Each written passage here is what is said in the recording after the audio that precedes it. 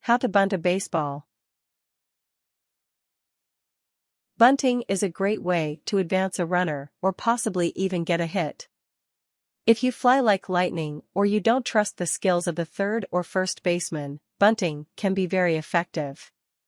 If you or your manager is somewhat of a risk taker, you can even attempt a suicide squeeze.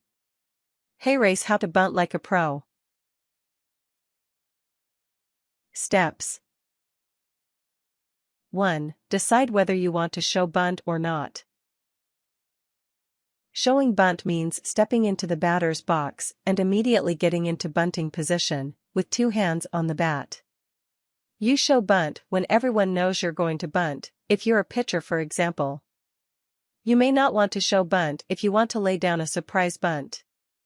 As soon as you show bunt, the third and first baseman on the other team should begin to move in towards the batter's box to field the bunt. If you're trying to surprise them and increase your chances of laying down a successful bunt, you probably don't want to show bunt until the pitcher starts his motion. 2. As the pitcher gets into the stretch, start moving into your bunting stance. Leave your bottom hand in the same spot as when you usually hit. Slowly slide your top hand to where the bat begins to thicken into the barrel. The barrel of the bat should be tilted upwards slightly so it's at a 30 degrees to 45 degrees angle from the ground. The barrel should rest above the hands at all times. If clutching onto the barrel of the bat, be sure to keep your thumb and index finger firmly behind the barrel. You don't want any fingers sticking out, and you certainly don't want the front of the bat, the part that's closest to the pitcher, being blocked by overeager fingers. 3. Turn your back foot towards the pitcher as you square up to bunt. You don't want both feet to form a straight line with the plate, as this will leave you very exposed, and won't let you explode out of the batter's box if you happen to lay down the bunt. Instead, turn your back foot towards the pitcher and square off your upper body towards the pitch.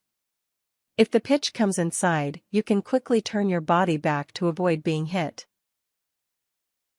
4. Pull your bat back if the pitch isn't a strike. In a suicide squeeze situation, you want to bunt any pitch you can make contact with. Otherwise, you only want to bunt strikes. If the pitch is down low, up high, or way outside or inside, simply pull the bat back to indicate to the ump that you're taking the ball, not trying to bunt. If you just keep your bat over the plate, the ump is likely to call a strike. 5. Angle your bat in the direction you want to place the bunt. Where you place your bunt has a huge impact on whether you beat out the throw.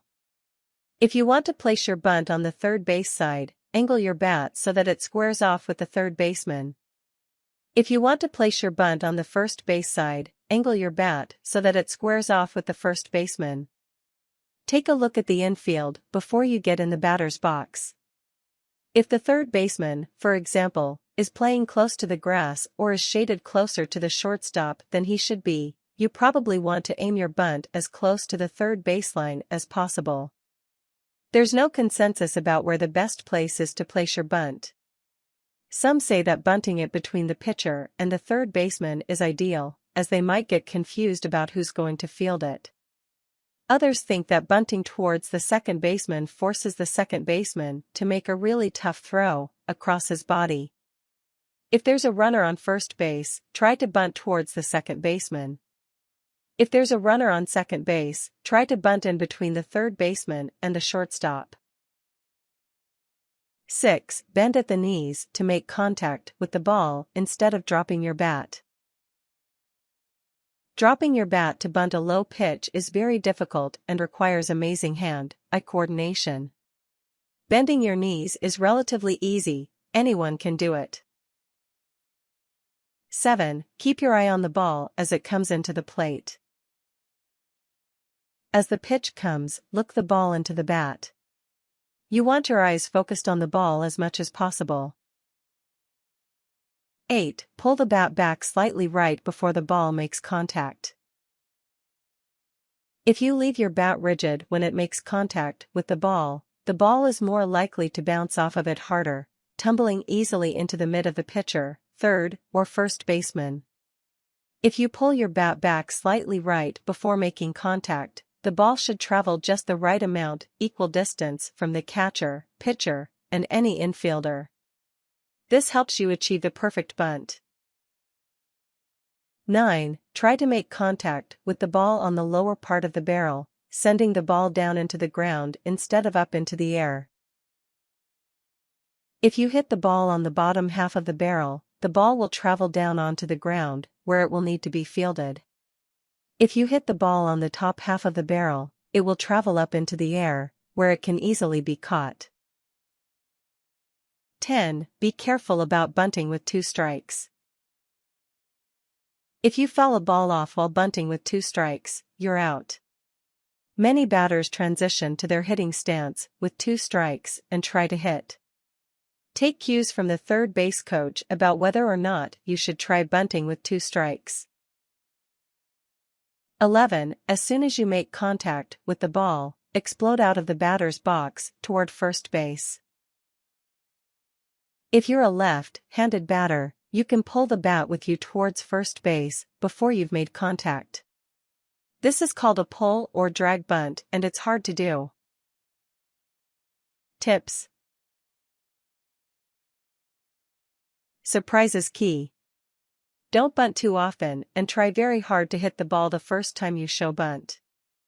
If there is a runner on third but not second, bunting is a cheap way to get on base or manufacture a run. The opposing team will be cautious throwing to first or risk the runner at third scoring. If sacrifice bunting, make sure the manager or batting coach knows that you're bunting so that the base coaches will give correct instructions to the runners.